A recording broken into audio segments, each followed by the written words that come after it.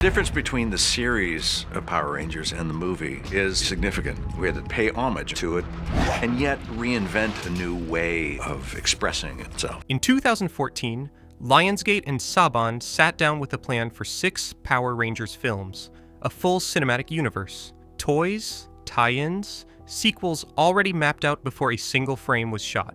3 years later, the first film hit theaters. And that was it. No sequel, no franchise. Yes, you are the Power Rangers. Any other questions? Just a $74 million loss, a property sold off, and a development graveyard that's been growing ever since. So what went wrong? Let's get into it. To understand why Power Rangers failed to become a franchise, you have to go back to where it started, and more importantly, who was involved. In May of 2014, Saban Capital Group, the company behind the Power Rangers IP, announced a partnership with Lionsgate Films to produce a brand new live-action film. And from day one, the intent was never to make one movie, it was to make many. More on that in a moment. The first order of business was finding a writer. Today we've got the writers of Thor and X-Men First Class, Ashley Miller and Zach Stentz, right here on BFD. X-Men, First Class scribes. Ashley Miller and Zach Stentz were brought on early, but their draft was rejected. Then Max Landis submitted a pitch, also rejected. The studio wanted something grittier, more grounded, a darker take on a property that, for 30 years, had been defined by its campiness. By the time the film was finished, 2017's Power Rangers had 8 credited writers, 3 for the original characters and series the movie is based on, 1 screenplay credit going to John Gatins, and 4 others receiving story by credits. Among that group, and this is important, were Matt Sazama and Burke Sharpless. If those names don't mean anything to you right now, they will by the end of this video. These are the men behind Morbius and Madam Web. I'll let that sink in. In April 2015, Dean Israelite, fresh off his directorial debut with Project Almanac, was hired to helm the picture. Casting followed toward the end of that year, assembling a mix of up-and-comers and recognizable names. Dacre Montgomery, R.J. Seiler, Naomi Scott, Ludi Lin, and Becky G. Elizabeth Banks came on board as the villain Rita Repulsa. Bill Hader was signed to voice Alpha 5, and Bryan Cranston was cast as Zordon, a fitting piece of casting, given that Cranston actually voiced 2 characters in the original 1990s series. Principal photography kicked off in Vancouver in late February 2016 and wrapped in May. Reshoots followed in October. By the end of production, the budget had landed at approximately $100 million, not including marketing and distribution. And the studio went all out on that marketing. Power Rangers had product tie-ins with Krispy Kreme, which also features prominently in the film itself, in one of the stranger examples of branded product integration you'll ever see, as well as Build-A-Bear Workshop, a licensed mobile game called Legacy Wars, and a partnership with Dude Perfect. There was a graphic novel prequel. Shelves of merchandise. Saban and Lionsgate were not dabbling here. They were building a machine.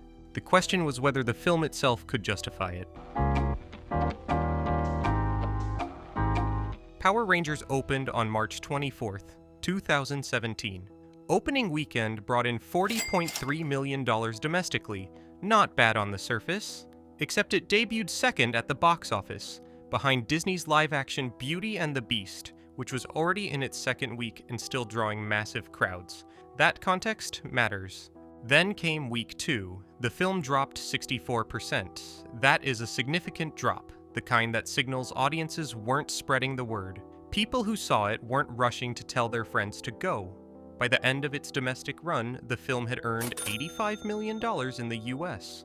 Overseas brought in another $56 million. Total worldwide gross, $142 million. Now, $142 million might sound like a win when you're looking at a $100 million production budget. But here's the rule you need to know when reading box office numbers. A film generally needs to earn 2 to 3 times its production budget just to break even, once you factor in marketing, distribution, and the studio's cut of the theatrical revenue. TheNumbers.com estimated Power Rangers lost somewhere in the region of $74 million. And while that figure may be slightly off given the merchandise sales were reportedly strong, the theatrical performance alone told studios everything they needed to know. On the critical side, it was equally unspectacular. Rotten Tomatoes has it at 51% from critics, technically rotten, and 65% from audiences. IMDb sits at 5.9. Not catastrophic, not good, just mediocre. And mediocre doesn't launch franchises. Here's the thing about Power Rangers and its sequel plans. The ambition was extraordinary. During a 2016 conference call with analysts, before the film had even come out, Lionsgate CEO John Feltheimer said he could see the studio doing 5, 6, maybe 7 Power Rangers movies. Saban's founder corroborated that they had a 6-film story arc already mapped out. They put the cart so far before the horse, it wasn't even funny. After the box office numbers came in, sequel talk went quiet, though not entirely dead. The merchandise revenue gave Saban some hope. In a June 2017 interview with Screen Rant, director Dean Israelite said he wanted to bring fan-favorite villain Lord Zed into a sequel. Home video sales showed some promise too, holding the #1 spot in its first week on digital and physical release. But it wasn't enough. In August 2017, Saban quietly abandoned the trademark on the film's logo.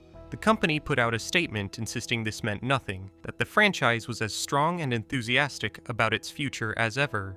A few months later, in early 2018, Saban Brands sold Power Rangers, along with its other entertainment assets, to Hasbro for $522 million. The franchise that was supposed to produce 6 blockbusters had changed hands entirely within a year of the first film's release. Hasbro made some noise about a sequel in August 2018. Then, in 2019, those sequel talks quietly became reboot talks. Jonathan Entwistle was attached to direct a reboot with a time travel premise. Think Back to the Future, with the Rangers somehow ending up in the 1990s. That version was dropped. In 2020, Brian Edward Hill was brought in to write a new script. That was also scrapped. As of the time of this video, Hasbro has announced they're looking to move forward with a new Power Rangers project alongside a different creative partner. No director, no cast, no timeline, just intention. So after nearly a decade, the franchise that was supposed to rival the MCU is still looking for someone to make it work. Alright, so where do I actually land on this film? Because I want to be clear, I don't think 2017's Power Rangers is a disaster. I think it's something almost more frustrating than that. It's a film that is genuinely good in stretches, and genuinely baffling in others, and never fully commits to being either. The comparison that keeps coming back to me is The Lone Ranger from 2013. In that film, John Reed doesn't actually become the Lone Ranger until the final 30 minutes. And those 30 minutes are excellent. The problem is, you spend 2 hours getting there. Power Rangers has the exact same structure. The Rangers don't morph until the last act. And once they do, the movie suddenly becomes what it always should have been. Entertaining, energetic, fun. Now, I want to be careful here. I'm not saying a superhero film needs wall-to-wall action. Character building matters. Origin stories have their place. But this is a film called Power Rangers. The audience is expecting to see some Power Rangers. When you're clearly saving the CGI budget for the finale, and the audience can feel that calculation happening in real time, that's a pacing problem that no amount of solid character work can fully fix. The bigger issue for me was the tone. This film could not decide what it wanted to be. It was caught between wanting to be a gritty, grounded blockbuster in the vein of the early MCU. You can see it in the costume design, particularly the Red Ranger who looks like an Iron Man knockoff, and wanting to lean into the property's inherently ridiculous, campy DNA. And instead of making a choice, it tried to split the difference and ended up fully committing to neither. Elizabeth Banks understood the assignment. Every scene she's in, she's playing it like a cartoon villain in the best possible way, and the film is better for it. She knew what this franchise is. It's a silly concept that works precisely because it doesn't take itself seriously. When the original theme song kicks in during the final battle, that 15-second moment, the movie briefly becomes electric, and then it pulls back. It loses its nerve. Power Rangers, the property, has always been camp. It's always been over the top, cheesy, and self-aware. That's its identity. And to take that property and try to deliver something tonally closer to Chronicle or Project Almanac is, in my opinion, a fundamental misread of what the audience wanted. The result is a film you can enjoy in parts, but never fully believe in. 2017's Power Rangers is a case study in a specific kind of Hollywood failure, not the catastrophic kind, where everything goes wrong at once, but the quieter, more preventable kind, where the ambition outpaces the execution, and the studio bets on a franchise before they've earned the right to one. Saban and Lionsgate had the IP, they had the budget, they had 6 movies planned. What they didn't have was a film good enough to make an audience want to come back. And in the end, that's the only foundation that matters. As for where Power Rangers goes from here, Hasbro has the property, they have the resources, and after Barbie, they know exactly what a toy box franchise can become when you treat it with the right combination of fun and craft. Whether they find someone willing to go fully campy with it, I genuinely don't know, but I'd love to see them try. What do you think? Should the reboot go dark and gritty or lean all the way into the campiness? Let me know in the comments. I'll see you in the next one.